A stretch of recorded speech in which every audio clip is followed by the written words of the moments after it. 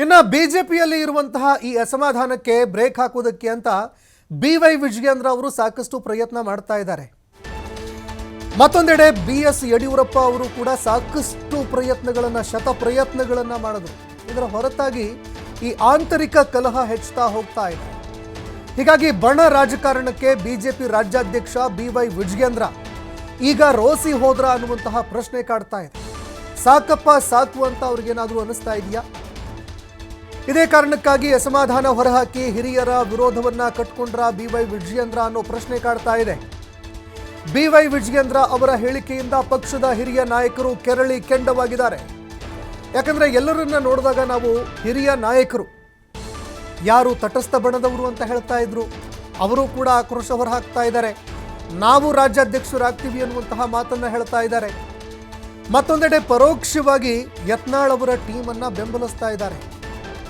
ಇದೇ ಕಾರಣಕ್ಕಾಗಿ BY ವಿಜಯೇಂದ್ರ ಅವರ ಹೇಳಿಕೆಗಳಿಂದಾಗಿ ಹಿರಿಯ ನಾಯಕರು ಅಸಮಾಧಾನಗೊಂಡಿದ್ದಾರೆ ಎನ್ನುವಂಥದ್ದು ಗೊತ್ತಾಗ್ತಾ ಇದೆ. ದೂರವಾಣಿ ಕರೆ ಮೂಲಕ BY ವಿಜಯೇಂದ್ರ ಅವರ ಹೇಳಿಕೆ ಬಗ್ಗೆ ನಾಯಕರು ಚರ್ಚೆ ಮಾಡಿದ್ದಾರೆ. ದೂರವಾಣಿಯಲ್ಲಿ ಹಿರಿಯ ನಾಯಕರು ಚರ್ಚೆ ಮಾಡಿದ್ದಾರೆ. ಆರ್ ಅಶೋಕ್, ಅಶ್ವಥ್ ನಾರಾಯಣ್, ಬಸವರಾಜ ಬೊಮ್ಮಾಯಿ, ರಾಮುಲು ಅವರು, ಸದಾನಂದ ಗೌಡ, MLC CT ರವಿ ಅವರು ಚರ್ಚೆ ಮಾಡಿದ್ದಾರೆ ಎನ್ನುವಂತಹ ಮಾಹಿತಿಗಳು ಲಭ್ಯವಾಗ್ತಾ ಇದೆ. BY ವಿಜಯೇಂದ್ರ ಅವರ ವಿರುದ್ಧ ಹಿರಿಯ ನಾಯಕರು ಏನಾದರೂ ಅಸಮಾಧಾನವನ್ನ ಮುನಿಸನ್ನ ಏನಾದರೂ ಈಗ ಬಹಿರಂಗವಾಗಿ ಪ್ರದರ್ಶನ ಮಾಡ್ತಾರಾ ಅನ್ನುವಂತಹ ಒಂದು ಪ್ರಶ್ನೆ ಕಾಡ್ತಾ ಇದೆ.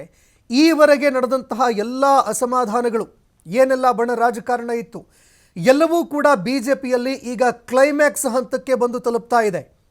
ಅಂದರೆ ಯಾವ ಬಣ, ಯಾವ ಹಿರಿಯ ನಾಯಕರ ಬಣ, ಇಲ್ರಿ ನಾವು ಯಾರೂ ಕೂಡ ಬಣ ರಾಜಕಾರಣಿಗಳಲ್ಲ, ಯಾವುದೇ ಟೀಮ್ಗೂ ನಾವು ಸೇರಿದವರಲ್ಲ, ನಾವು BJP ಟೀಮು, ನಾವೆಲ್ಲರೂ BJP ಪಕ್ಷದ ಪರವಾಗಿ ಇರೋರು, ನಾವು ನಿಷ್ಠಾವಂತರು ಅಂತ ಯಾರು ಹೇಳ್ತಾ ಇದ್ರು ಅವರೂ ಕೂಡ ಈಗ ಅಸಮಾಧಾನ ಹೊರಹಾಕ್ತಾ ಇದ್ದಾರೆ.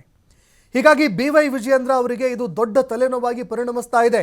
ಯಾಕಂದರೆ ಪತ್ರಿಕಾಗೋಷ್ಠಿ ನಡೆಸಿ ತಟಸ್ಥ ಬಣದ ವಿರುದ್ಧ BY ವಿಜಯೇಂದ್ರ ಅವರು ಕಿಡಿಕಾರಿದ್ದಾರೆ.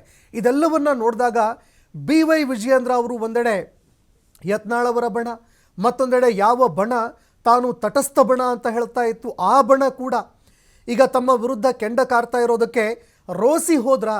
ಇದೇ ಕಾರಣಕ್ಕಾಗಿ ಸುದ್ದಿಗೋಷ್ಠಿ ನಡೆಸಿ ತಟಸ್ಥ ಬಣದ ವಿರುದ್ಧ BY ವಿಜಯೇಂದ್ರ ಅವರು ಕಿಡಿಕಾರದ್ರ. ಇನ್ನು ಈ ಅಸಮಾಧಾನಗಳು ಯಾವ ರೀತಿಯಾಗಿ ಹೊರಹಾಕ್ತಾ ಇದ್ದಾರೆ, ಇದೆಲ್ಲವೂ ಕೂಡ ಹಿರಿಯ ನಾಯಕರನ್ನ ಮತ್ತಷ್ಟು ಕೆರಳಿ ಕೆಂಡವಾಗಿಸ್ತಾ ಇದೆ.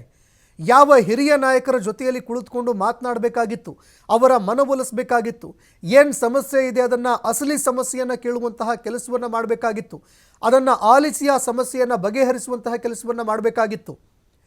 ಆ ಒಂದು ಪ್ರಕ್ರಿಯೆಗೆ ಅವರು ಹೋಗದೆ ಬಹಿರಂಗವಾಗಿ ಇವರು ಕೂಡ ಅಸಮಾಧಾನ ಹೊರಹಾಕಿ ಹಿರಿಯ ನಾಯಕರ ವಿರೋಧವನ್ನು ಕಟ್ಟಿಕೊಂಡ್ರ ಅನ್ನುವಂತಹ ಪ್ರಶ್ನೆ ಈಗ ಕಾಡ್ತಾ ಇದೆ.